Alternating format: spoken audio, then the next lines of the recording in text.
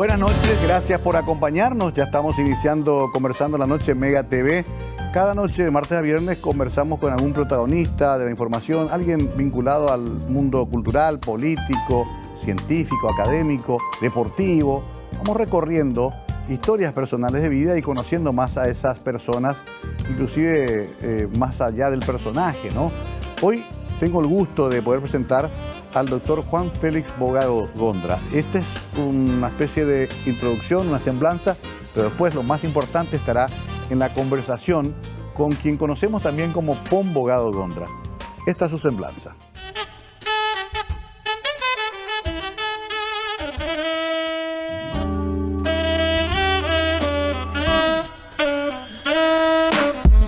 Doctor Juan Félix Pon Bogado Gondra. Nacido el 13 de enero de 1945 en Asunción, hijo del coronel situación de retiro Basilio Bogado, Laureles, Ñembucú, y Susana Gondra, Asunción, hija del 2 veces presidente Manuel Gondra. Médico internista por la Cámara Alemana de Médicos y cardiólogo. Ejerce en consultorio propio hace 52 años. Se casó con Katia Tatter, hija del exiliado y detenido desaparecido por el Plan Cóndor, oficial de Marina Federico Tatter. Padre de 6 hijos, abuelo de 9 nietos. 3 de sus hijos viven aún en Europa. Preso varias veces durante el gobierno de Stroessner, en total 3 años. Exiliado en Argentina y Alemania por 9 años. En Alemania trabajó 15 años, ya que en el 2002 volvió a trabajar como exiliado económico. Fue fundador con otros jóvenes de la revista de cultura Criterio, 1965. Presidió el Centro de Estudiantes de Medicina. Luego de la caída de Stroessner, se afilió al Partido Liberal Radical Auténtico cuando Laíno fue miembro de su directorio, jefe de organización y secretario general.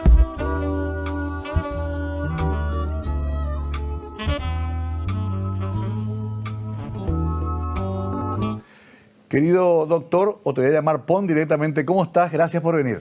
Pero un gusto estar contigo, Mario.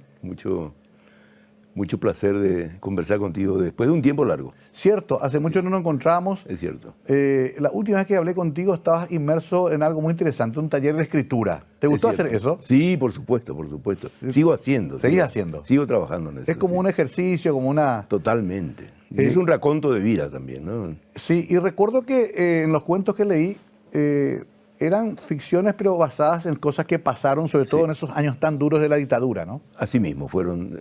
Justamente ese era el título del libro, de la dictadura y otros tiempos. Exacto. Sí. Exacto. Te tocó a vos y a tu hermano Basilio una etapa de lucha, de persecución, inclusive de cárcel, ¿no? Muy intensa, muy intensa. La verdad es que nosotros pasamos todo eso, te diría, con mucha, hasta soltura, te diría, pero la verdad es que cuando uno cuenta de nuevo, desde los primeros encuentros con la policía invadiendo nuestra casa, yo tenía 13 años, hasta los últimos ya en pileta de inmersión y cárcel y demás cosas, muchos años de cárcel y también de exilio. Y también de exilio. Sí. Tu papá era siempre, porque somos amigos de familia, tenés una amistad muchos años con Adolfo, con Miki, mis hermanos mayores, y siempre se hablaba de tu papá como una figura medio legendaria. ¿Qué era? ¿Militar era él? Él era militar de carrera, de infantería. Ajá. Fue varias veces condecorado en el Chaco con todas las medallas a vida y muchas veces también herido en el Chaco. Fue uno de los que se hirió en Boquerón en el bautismo de sangre de la escuela militar en ese entonces, en de una generación a la que pertenecía también Stroessner, justamente. Eran Claro. camaradas de la misma remesa. Mirá vos, ¿cómo Claro. se llamaba él? Y él se llamaba Basilio Bogado Espinosa, Ok. proveniente de Cerrito, o sea, de Laureles, en el Ñembucú. Pero él, sin embargo, era antidictadura. Absolutamente, era institucionalista, Claro. al punto que cuando comenzó a imponerse la pertenencia a un partido político, al Partido Colorado en este caso, él después de un tiempo de muchas tensiones y allá ya por el 47, por allí, a comienzos del 47, antes de la revolución del 47, él salió del ejército, se retiró. Realmente era con su temperamento y a posteriori también eso se demostró por las presiones y también las prisiones que tuvo, no iba absolutamente él formaban un movimiento institucionalista militar, se llamaba. Entiendo. Él entonces no estaba afiliado al Partido Liberal. No estaba afiliado, no, él no tenía ni una afiliación, aparte Entiendo. era un institucionalista así muy convencido. Y Stroessner trató de captarlo, porque había una técnica también en la época que era con algún tipo de prebenda, Sí, algo. no, pero con él no iba a lograr luego nada. Y mi papá era realmente de unas convicciones súper firmes. Por citarte un caso nomás, Sí. Cuando la primera oportunidad de mi contacto con el régimen represivo, yo tenía 12 años, invaden mi casa un día. Sí. La casa paterna, sobre la calle Gondra hoy en día. Gondra hoy en día, claro, sí. claro. Sebastián Gaboto en ese entonces. Sí. Era la casa del antiguo presidente Gondra, ¿verdad? De mi abuelo. Y en esa casa vivíamos, invaden en busca de armas. Bueno, nos encierran a todos dentro de un cuarto con mamá y nosotros éramos chiquilines, los 3 varones. Y después me hacen a mí, que era el más fornido, digamos, entrar al fondo para traer una caja con balas que supuestamente estaban encontrando allí, ¿verdad? Y en realidad que le cuento después a mamá y mamá me dice, eso nos están trayendo de afuera, acá no hay nada de eso, mijo. Estaban plantando. Sí, y estaban plantando. Y nos lo vimos a papá por 1 año y medio. Lo llevaron preso allí, de ahí mismo lo llevaron a él. Vino Edgar Ifrán también para eso, por supuesto, eran épocas duras, ¿verdad? Y mamá, para no impresionarnos a nosotros los chicos, nos dijo que papá estaba trabajando en un obraje de la Liebig en el Chaco. En realidad que fue efectivamente confinado al Chaco después de una semana de prisión. ¡Qué bárbaro! Sí. 1 año y medio no lo vieron a tu papá. Sí, y después vuelve él, se pone la pistola al cinto y se va al círculo de jefes y oficiales retirados a retarle a duelo a Stroessner, porque era el que lo hizo apresar, lógicamente, ¿verdad? Y después viene a contarnos entonces todo lo que había ocurrido. Yo me hinchaba así me apavoraba la situación, pero también a la vez fue una admiración tremenda. Como un superhéroe. O sea, un Puyaguazú era él. Totalmente Puyaguazú. Luego no. ¿Y tu mamá Gondra de apellido liberal? Sí, liberal. Ella sí liberal, pero muy respetuosa de la convicción, en cierto modo, institucionalista de papá.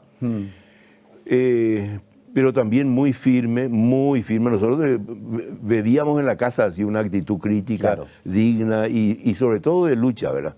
¿En dónde vos estudiabas en ese momento, primaria y secundaria? Y el Goethe estaba cerca de casa, Claro. el colegio Goethe allí en España y Brasil. Sí.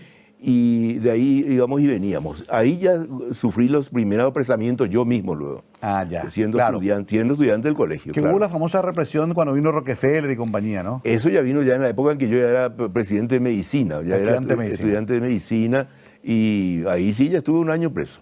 Ahí ligaste 1 año. 1 año. ¿Llegaste a esta emboscada o por acá? No, en esa época todavía era por acá, en la cárcel de Tacumbú. En Tacumbú directamente. En Tacumbú directamente. Pero una fuente para mí de inagotable experiencia fue aquello. ¿Vos ya eras médico? Era en el 6º año. Sexto año. 6º año, sí. Y el 6º año, en cierto modo, estudiando ahí mismo en la cárcel, y me pasé todo 1 año ahí, Sí. no me hicieron mis profesores no perder. O sea, trabajé allí también en la sanidad, en la sanidad allí. Ya. Claro, habían 2 médicos de la sanidad que realmente se comportaron extraordinariamente, y además, de alguna manera, todos sabían que mi prisión era una prisión excesiva para lo poco que nosotros teníamos de relevancia. Y te ¿verdad? aplicaron la famosa ley 209. Así mismo, en esa época era la ley 209. Qué increíble, ¿no? Sí. Hoy parece algo de ficción, pero eso se aplicaba a todo opositor al régimen que Absolutamente, pero absolutamente. Aparte que para justificar, fíjate bien, para justificar mi presencia en la cárcel, siendo que ya todos los estudiantes que habían sido apresados conmigo salieron al meo a los 2 meses, fraguaron un fotomontaje con el Che Guevara.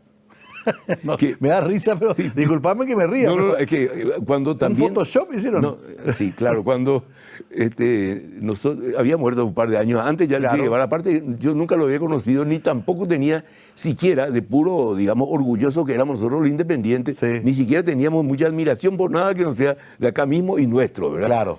Claro. Pero de todas maneras Yo no hicieron... sabía esa Sí, anécdota. claro, y lo repartieron sobre todo a nivel de los fortines militares y más cosas, de manera que las Fuerzas Armadas supieran por qué había una especie de bastión del guevarismo preso en ese momento a título supuestamente de presidente de medicina, ¿verdad? Pero todo eso también da una idea de lo intrincada que era la mentalidad dictatorial para llegar a fraguar una foto burdamente. Pero te ¿no? imaginás. Con el, vos te acordás que también el pirahueato era norma, ¿no? Pero estaba a la orden del día. Estaba a la orden del día. ¿Tuviste gente que también habrá delatado, que Pero mira, es que no tenía muchas cosas que delatar, pues. Ajá. Nosotros no teníamos actividad, éramos clandestinos. Sí. Pero éramos clandestinos para organizar qué cosa. Movilizaciones en las facultades, asambleas, Claro. para Manifestaciones. sí, manifestaciones de cuando en cuando.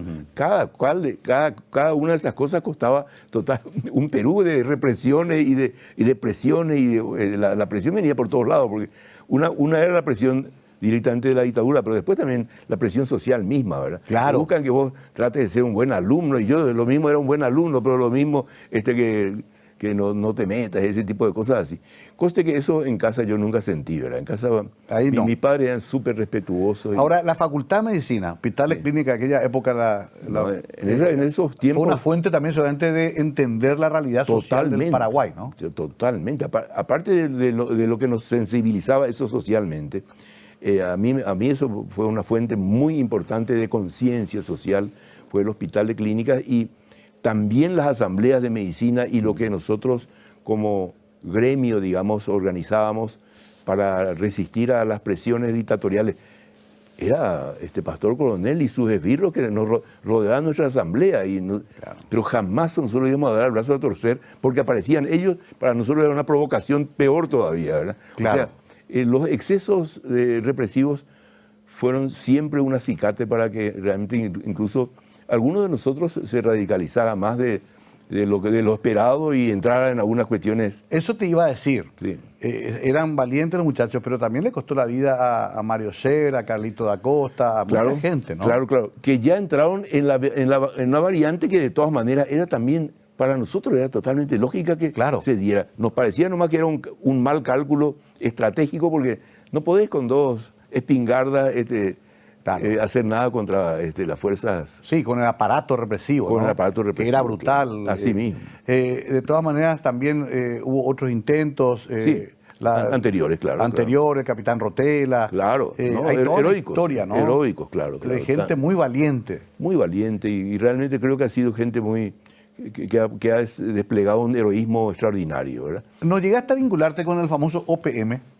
No, pero sí que ellos, curiosamente, tenían con nosotros el vivero de estudiantes que ellos lograban dentro del movimiento independiente en el que nosotros dirigíamos, digamos, al que pertenecíamos. Era una cosa que, entre otras cosas, lógicamente se daba a partir de infiltraciones y qué sé yo. Claro. Recuerdo que me contaba tiempo después un amigo que defeccionó, buscó salir de nuevo de OPM tempranamente y le ponen como obligación 2 o 3 cosas. Una de ellas era darle todos sus contactos y qué sé yo. Ellos andaban con técnicas muy, muy sigilosa de movilización. Y la otra era difundir en la universidad que mi hermano Basilio y yo éramos miembros del Partido Comunista Paraguayo, ¿no? y vos me decían, y me tuve que ir allí a decir así nosotros muchos aquí. Claro. Para dejarlo en paz a este socio. Tenía que esa prenda pagar. Esa prenda, pero pero me recuerda tanto esto que te confiamos todo de todos. Sí. Uno era prorruso, era pro-chino. También después hubo esa época. Esa división. Claro, sí. En realidad todos buscaban lo mismo, que era derrocar una dictadura atroz, claro. Pero costó y llevó mucho tiempo todavía. Vamos a hacer la pausa. Es muy interesante relatar esta historia con alguien que la protagonizó, que la vivió plenamente, como el doctor Bogado Gondra, hoy invitado aquí en Conversando en la Noche. Breve pausa y seguimos conversando con nuestro invitado de hoy.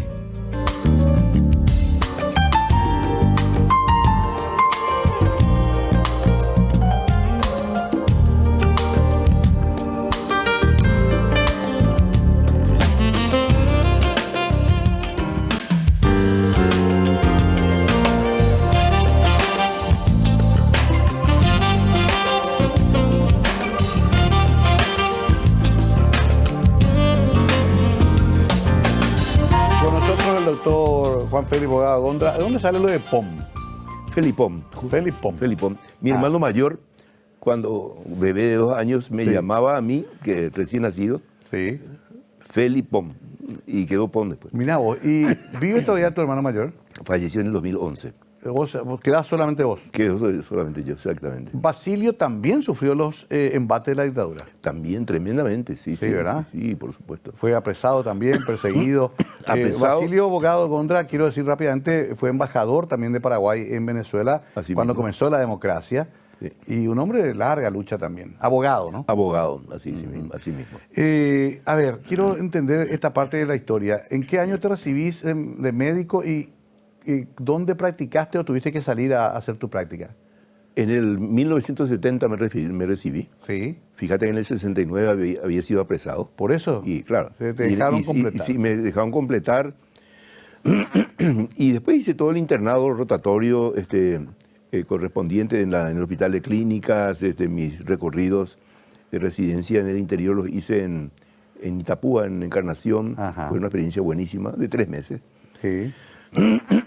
Y después ya hice una especialización más prolongada, por un lado en la docencia en el hospital de clínicas misma, que me ayudaba mucho a hacer clínica médica, la docencia como en clínica médica, y posteriormente comencé a hacer cardiología en el grupo de Favaloro en Buenos Aires, un hospital, el sanatorio Güemes, habrá oído hablar, Sí, claro. allá en Córdoba, al 3900. Y ahí también se dio una situación muy especial porque habíamos ahorrado con Katia, recién casados, habíamos ahorrado los justo para ir a pasar 3 meses yo en el hospital Claro. de clínicas de Favaloro y ella con sus padres, ¿verdad? Los padres estaban exiliados en Buenos Allá. Aires, sí. ¿El apellido de Katia? Katia Tatter. Tatter, claro. Katia Tatter. ¿A su papá? Su papá era un oficial de Marina, Sí. que estaba exiliado en la Argentina hacía mucho tiempo ya y que había estado también preso mucho tiempo. Hay un Tatter que lo desaparecieron también. Ese es el papá de Katia. Qué bárbaro. Sí. Claro, claro. Federico Entonces, Tatter es en octubre del 76. Claro. El abuelo de mis 6 hijos es un desaparecido. Y Dalina es la mamá entonces. Y Dalina es la mamá, así mismo. Gente de mucha lucha. De mucha lucha y de una gran calidad humana. O sea, mi suegro era... Bueno, pero se fueron a Buenos Aires 3 meses justito. Justito nos fuimos. Tenían y calculado para- Estábamos por volver y nos avisan en casa que se había, ¿cómo se llama? Hubo una racia y pasaron por casa a buscarnos. O sea, no podíamos volver nosotros. Claro. Y tuvimos que quedar todo un año. Por suerte conseguí trabajo en el mismo grupo Favaloro. Estaba ya muy acreditado allí por mi digamos, experiencia con ellos y me dieron un trabajo buenísimo. Gracias a eso entonces hicimos pequeños ahorros y nos quedamos un año. Un año. Pero ya parte de ello ya era un exiliado político dentro de... Claro. Pero me formé muchísimo. Una gran experiencia. Sí. Además, esa solidaridad tan clásica argentina, ¿no? Totalmente, Que sí. siempre recibe a los paraguayos, Sí. hasta ahora, con todos sus problemas. Eran épocas duras también allá. Eran épocas duras también. Claro. Estaba por volver Perón. Eran prolegómenos del 76. Exacto, Claro. que fue el desastre. Que fue el desastre total, sí. Qué bárbaro, qué experiencia de vida. Es como que también a vos y a Katia les perseguía toda esa situación política y llega un momento que se van a Alemania, ¿verdad? Asimismo, en el 78, estando ya preso, donde nació, dicho sea de paso, el tercero de nuestros hijos, Sí. me dejan en libertad en septiembre del 78, pero con la obligación de dejar el país en 24 horas. Ah, Y bueno, y nos fuimos en 24 horas, vendimos hasta la motoneta que teníamos, todo. mira, hasta camisilla, o sea que... Todo. Todo. Y nos fuimos a Alemania a caer así al invierno más gélido que tenía Alemania en ese tiempo, de octubre ya era, o no, sí, comienzos de octubre, un poco antes de octubre. Del 78. 78. Y ahí quedamos 8 años. 8 años. En donde el primer tiempo, lógicamente, comencé a hacer idiomas y a los 3 meses me metí ya a un hospital muy grande y desde entonces comencé a trabajar muy intensamente en medicina en Alemania. ¿Y tu especialidad, cardiología? Es medicina interna y cardiología. Ok. Y en el primer lugar en donde entré a Alemania era el centro del corazón de Múnich. elegí, me dieron la opción de elegir. Eso todavía tenía yo la beca con la que nosotros nos fuimos, con Katy y los 3 chicos, pero una beca para un estudiante soltero. Pero íbamos entre 5, ¿verdad? 3 criaturas y nosotros 2. ¡Qué bárbaro! Sí, sí, pero de todas maneras sabíamos manejarnos y realmente fue una experiencia muy linda, muy enriquecedora. Después de Múnich pasamos ya a la cuenca del Ruhr, continué yo mi formación y después de 1 año y medio más o menos estuve en la condición, tomé los exámenes y comencé a ser jefe médico de hospitales, o sea, ya en otro hospital. Tomé mi primer trabajo en Alemania, año 81, tiene que haber sido. 81, y entonces tengo la categoría de jefe médico. El jefe médico es el que lo reemplaza al Chefarzt. El Chefarzt tiene que ser un ciudadano alemán. Ah, ya. A mí me estaban permanentemente ofreciendo la ciudadanía alemana, pero a eso no iba a llegar. Me bastaba con tener a todos mis hijos y a Katia misma, que tenía también la ciudadanía alemana. Claro. Por derecho Por el heredado. apellido, claro. Por el apellido, el derecho heredado. Y bueno, hasta Él estudió 8 años. en el 86 Pero el volvimos. paraguayo siempre quiere volver a Paraguay. Mira, volvimos contra viento y marea. Claro, Un día tenías decía- ya hecho ahí una vida. Sí, totalmente. Podían quedarse ahí. Pero además una vida, la que uno se supone del primer mundo y Claro. crece. Pero querían volver. Volvimos de todas maneras y vinimos contra el consejo de algunos Sí. amigos y qué sé yo, y muchas presiones. En víspera de nuestra venida hubo mucha presión sobre la embajada de acá, de la del Ministerio del Interior, la embajada alemana, y la embajada alemana nos hace llegar a nosotros por teléfono directamente a través del Ministerio de Relaciones Exteriores a nuestra casa en Warstein, en una ciudad donde vivíamos, de que yo iba a ser apresado al llegar. Y lejos en realidad de nosotros de tener nuestro viaje, lo que teníamos ya muchas amistades en Europa, y entonces comencé primero a contactar con mis amigos de Amnesty International Sí. de esa época, y después teníamos también una comisión de derechos humanos en el Paraguay, de muchos ciudadanos alemanes, y también en Francia y en Holanda. Estaba también Ricky Canese en Holanda con su familia, y teníamos una infraestructura allí. A todos les puse en antecedentes de que yo me iba supuestamente para ser apresado, pero que estuvieran atentos. Claro. Me iba ya con una valija separada y qué sé yo, de manera Claro. que todo fuera lo menos dañino posible, ¿verdad? ¿Cuántos tenían que volver? ¿Vos, Katia y quién más? Y yo, Katia, y 5 de nuestros hijos. Y 5 hijos. Sí, para que naciera acá la 6ª hija, que era Marina, sí, sí. Qué increíble. Si uno dice, voy a hacer todo esto de vuelta, ya es difícil. Hay que tener esa edad y ese espíritu en ese Totalmente, momento, yo creo ¿verdad? que sí, totalmente. Esa energía también. No, claro, no, por El supuesto. momento, uno atropella todo en la vida. ¿Cuándo volvieron? ¿82, 83? 86. 86. En el 86. Bueno, ya faltaba menos para que caiga el tiranosaurio. ¿no? Así mismo, pero de todas maneras eran años bastante críticos, bastante fanatismo había, Claro. el cuatrinomio de oro y demás cosas. Había un proyecto de continuidad pero prácticamente tremenda, eterna. Sí. Con el hijo, inclusive ya Stroessner. Pero se producen también esas jornadas de la democracia del 87. Justamente hablé con María Gloria Jiménez hace poco acá. Estuvo por acá, sí. Que Claro. se hizo ese trabajo fabuloso con Rabasto, Alfonso Guerra y compañía, ¿no? Así mismo era, o sea, internacionalmente había ya más repercusión Sí. de lo que aquí pasaba, y también ya había la experiencia de los desaparecidos en Argentina. Exacto. Y de lo de 73 en Chile, y había ya una especie de concierto internacional de que en Paraguay no podía continuar todo igual, ¿verdad? Claro. De manera que alguna repercusión tenía entonces en el exterior lo que nosotros aquí hacíamos y lo que también sufríamos, padecíamos, etcétera, ¿no? Claro, el Plan Cóndor también se había operado y El era una plan- vergüenza internacional, ¿no? Así mismo. ¿Y en qué momento vos comenzabas a militar más en el PLRA? Y mira, te diría que después del 89. Sí. Allí prácticamente teníamos ya conversado también con Katia esto de que si es que... Pero la verdad que el 89, 2 y 3 de febrero del 89 a nosotros nos sorprendió. No es que estábamos esperando eso. Fue una Es cosa cierto. indudablemente urdida entre los mismos tejimanejes del poder en ese momento. Claro. Pero es como entorno. que nos cayó del cielo, ¿no? Pero totalmente, claro. Pero a pocos días después nosotros,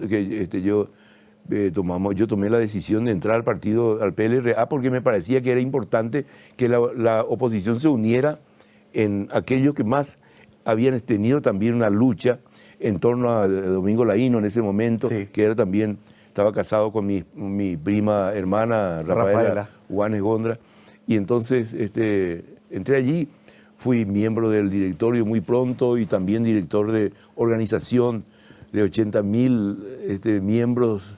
Llevamos la cantidad de afiliados a 800.000 así en un par de años. Nace el Partido Liberal, ¿no? Totalmente. Y ahí desembocaba una carrera para candidato a intendente en el 91. En el 91, exactamente. Sí. Que te salvaste en todo caso. Te diré yo. Después en privado te cuento. Pero bueno, era ya participar, era estar ahí. Así mismo, sí. En todos los cargos electorales se ganan muchos municipios, muchas gobernaciones, algo inédito para el Partido Liberal. No, fue realmente muy importante todo ese proceso de integración del PLRA desde la oposición, pero entrando por medio de las gobernaciones y también de los municipios, desde luego, ¿verdad? Tengo que hacer la pausa, solamente breve para ir a la pausa. Laíno en ese momento, hay que reconocer, era, muchos dicen, el último caudillo liberal, ¿no? Era un gran caudillo, ¿no? Sigue siendo en cierto modo como figura, digamos, claro, sensible e intelectual, pero en ese momento tenía un peso tremendo. Sí. Y en todo ese momento fue para nosotros una inspiración su presencia y su orientación. Además, era visto por el pueblo como el que le desafió a la dictadura, ¿no? Totalmente, sí. El que se enfrentó a Stroessner, ¿no? Tenía ese coraje y esa presencia laíno. Sí, sí. Bueno, vamos a hacer una pausa, recogemos pedazos de la historia hoy con el querido Juan Félix Bogado Gondra. Un gusto poder hablar con POM aquí y recordar esto que es tan importante para también pensar en el presente y en el futuro de nuestro querido país. Ya volvemos con más de Conversando la Noche.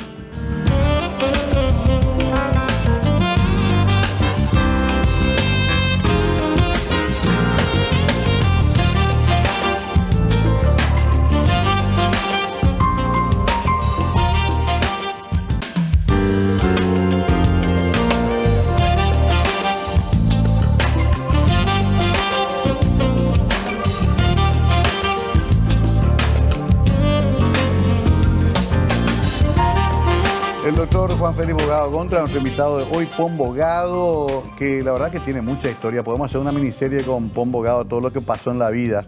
Recién nomás nos contaba las idas y vueltas a Buenos Aires, Alemania, los apresamientos, a pesar de ello, la carrera que pudo completar, el prestigio como médico.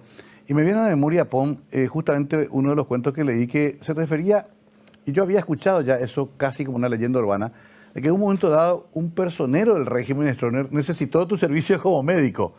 Y tuviste que brindárselos. Absolutamente. Si mal no recuerdo, creo que era el canciller, ¿verdad? Era el canciller.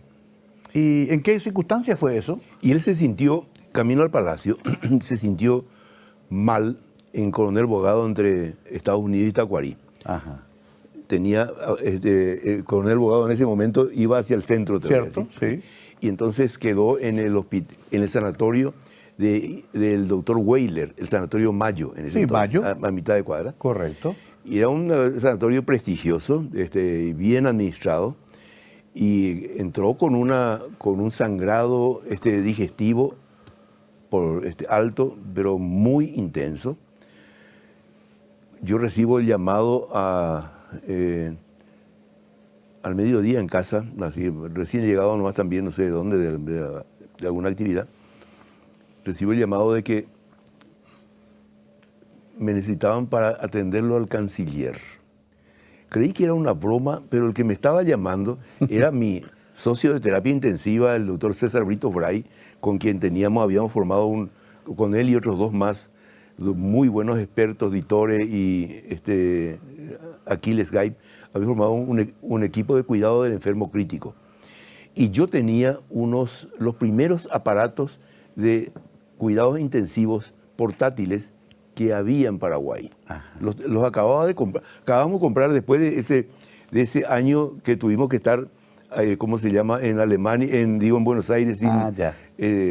Ahorramos y compramos unos aparatos buenísimos de reanimación y demás cosas. Sí. Y bueno, entonces yo voy con mis aparatos de casa, que quedaba cerca luego allí del Sanatorio Mayo, al Sanatorio Mayo, instalamos allí la terapia intensiva y inmediatamente luego ya hubo una operación que hacer. El doctor Carlos María Ramírez Buetner era el médico de cabecera luego de Sapena Pastor. Sí. Entramos y el propio presidente también creo, ¿no? El presidente creo que era también. Sí, no, él atendía a la cúpula. Sí. Y Ramírez Buetner era un buenísimo clínico, una persona sumamente estudiosa y muy trabajador. Lo que sí que de todas maneras comienza la cirugía y hace un paro cardíaco el canciller, y lógicamente tenía que hacer yo todo el protocolo de reanimación y también de utilización de estos aparatos nuevos que después de 2 choques lo volvieron otra vez a la vida al canciller. Se pudo terminar la operación y lo tuvimos después a este paciente 34 días en el Sanatorio Mayo, de una complicación a otra, ¿verdad?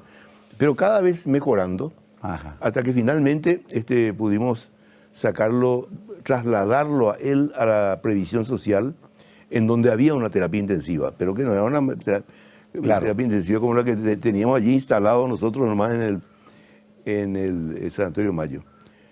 En la terapia intensiva de previsión social no me permitieron ya entrar. Stroessner le pidió a Fratabello que me indicara que yo iba a ser apresado si es que y pretendía entrar. Sin embargo, me pidieron que dejara mis aparatos cuando viene el yerno Neri Huerta de Sapena Pastor a contarme eso. Estábamos con Katia descansando nosotros en el club alemán en la pileta. Sí. Y habla con usted, doctor, y qué sé yo. Y bueno, lo que sí que consternado, él me dice lo primero, de que yo ya no iba a poder entrar allá, y le dije, bueno, ¿qué voy a hacer? Yo no vaya a preocuparse, no voy a forzar la situación. Claro. Es que nosotros estábamos tan tranquilos por su presencia. Bueno, pues no se preocupe, le dije, si eso ya es... Ahora está mucho mejor su suegro, y de todas maneras, ahí van a quedar seguramente mis asistentes. Mis asistentes eran todos unos chicos estudiantes, pero buenísimos, claro, alumnos. Qué increíble la lógica de la dictadura, ¿no? Que habiéndole salvado la vida con el equipo al propio canciller, sin embargo, hasta ahí nomás. Hasta ahí nomás. No, pero atendeme. Sí. Él me dice después, ¿cómo se llama? Neri Huerta. Neri Huerta. Pero doctor, quiero contarle algo. Cada vez que entraba el presidente de la República a verlo a Sapena Pastor y usted estaba adentro, al salir me decía, Neri Huerta, el que está ahí es un comunista, guerrillero. Vaya por el palacio y tengo todos los papeles para demostrarle. Y me dice, ¿por qué usted, doctor, no habla? Yo soy muy amigo de Gordito Montanaro, desde el Centenario, estamos juntos. ¿Puedo aclarar? Y le dije, entonces tuve que contarle a él ahí la anécdota que te conté recién del fotomontaje. Le dije, mira, yo, doctor, podría hacer sin falta lo que usted me pide y acompañarlo a verlo a Montanaro, pero sepa lo siguiente, y le cuento entonces lo del fotomontaje con Che Guevara. Neri Huerta se consternó, ¿verdad? Claro. Eso ya era demasiado profundo para él, ¿entiendes? Asimilar, así que entonces ya no insistió en... Ahora, me llama la atención, casi transgeneracional fue el odio a la familia, porque ya el problema era con tu papá. Sí, claro. Ustedes lo heredaron prácticamente. Pero vos sabés que era como un apellido maldito. Pero vos sabés que papá creía, cuando yo estaba preso la primera vez que tuve el año, digamos, preso largo, él creía que en realidad eso estaba hecho luego contra él. Contra él, sí. Como un castigo. Y sí, bueno, también a lo mejor tendría mucha razón, porque en realidad él era un sospechado luego de ser un insurrecto para más presente. Claro. Presente en el club de oficiales retirados, en la calle, ¿entendés? Claro, un hombre de armas tomar. Y de armas tomar. Pero ustedes también ayudaban porque se metieron también en la lucha política, social, ¿verdad? Sí, por supuesto. Los hermanos. Es impresionante porque estas historias se cuentan hoy y parecen increíbles. Yo a veces le cuento a los jóvenes que, por ejemplo, aún después de muerto, no se le dejó regresar a José Asunción Flores. Sí. Hasta esa crueldad. Sí, claro. ¿Qué puede simbolizar un hombre muerto que venga a ser enterrado en la tierra que tanto amó? Sí. Pero no, ni siquiera eso se permitió. Tuvo que esperar que caiga la dictadura para traer los restos de Flores. Sí, realmente. Ese tipo de cosas había, ¿no? Sí, de pequeñeces, ¿no? Claro, de miserias. De miserias. Ustedes la vivieron plenamente y la soportaron. ¿Quién se fue primero, tu papá o tu mamá? Papá se fue primero. Sí. En el 2003 o 2004. Igual ya bastante grande. No, perdón. No. Él falleció cuando estábamos todavía nosotros en Alemania. ¿Sí? Ya. Estábamos en el 80, sí. En los 80. En los 80, sí. Ya. ¿Y tu mamá después? Y mamá, cuando nosotros habíamos ido para nuestra segunda estadía en Alemania, estuvimos 7 años otra vez, después ya como exiliados económicos, te decía, del 2002 al 2009. Claro. Y en ese interín falleció mamá. Ya entiendo. ¿Tu papá llegó a ver la caída de Stroessner? No, él no vio. Ya no. Él no vio. Lo mismo que mi viejo, al que le conociste. A Marcelino, por supuesto. Marcelino. Sí. Yo siempre digo, ellos hubieran querido ver eso, ¿no? Ah, pero te imaginas. Porque era como el sueño de la vida de ellos, ¿no? Y de tu papá también. También. Sin ninguna duda. Porque fue una dictadura de 35 años. ¿Te parece que eso todavía hoy permea nuestra sociedad? Viendo las cosas que nos pasan, viendo los gobernantes que después volvieron a gobernar Paraguay, Sí. no se fue nunca del todo el estronismo. Pero bueno, basta con, en realidad, considerarlo el mismo presidente de la República, hijo de Mario Abdo de Benítez, era uno de los cuatro del cuatrinomio de oro de los últimos años de Stroessner, ¿verdad? ¿Por qué ocurrió eso? Y bueno, aquello era una cosa, creo que se implementó, se implantó, no solamente organizacionalmente, lo de la dictadura de Stroessner que duró tanto tiempo, sino también condicionó una mentalidad de, en cierto modo, de sujeción y de, no sé, de alineamiento al estronismo, te diría, en todas las cabezas de distritos y de barrios y de compañías, etcétera, en todo el país. Esto ha sido un trabajo, de todas maneras, bastante prolijo, te diría, de instalación de un equipo de control y represión. Y entonces, a posteriori, después los gobiernos que vinieron después del 89, ninguno de ellos fue demasiado brillante ni tuvo demasiado, digamos, virtudes para dar la impresión de que estábamos entrando ya en una normalidad de un grupo y después de otro, etcétera, de grupos exitosos en la administración del Estado. Claro. Qué increíble, ¿no? Porque hablamos de un proceso cultural ya en ese caso. Cultural, absolutamente. Está de largo plazo, ¿no? y muy, muy impregnado. Obviamente. Bueno, vamos a hacer una última pausa con el doctor Bogado Gondra. Interesante ir repasando estos conceptos, estas ideas y esta vivencia de alguien que formó parte de ese proceso, lo sufrió en carne propia, pero también siempre luchó para modificarlo. Enseguida estamos con la última parte de esta conversación con el doctor Juan Félix Bogado Gondra.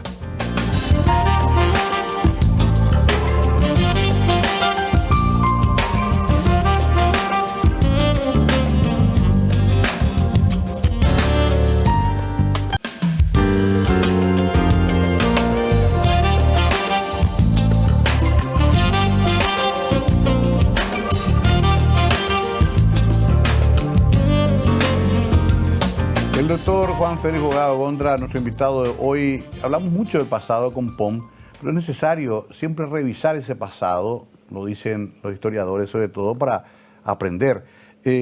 Entonces este último bloque quiero destinarlo más al presente y al futuro inmediato, POM. Está difícil la situación del país, ¿no?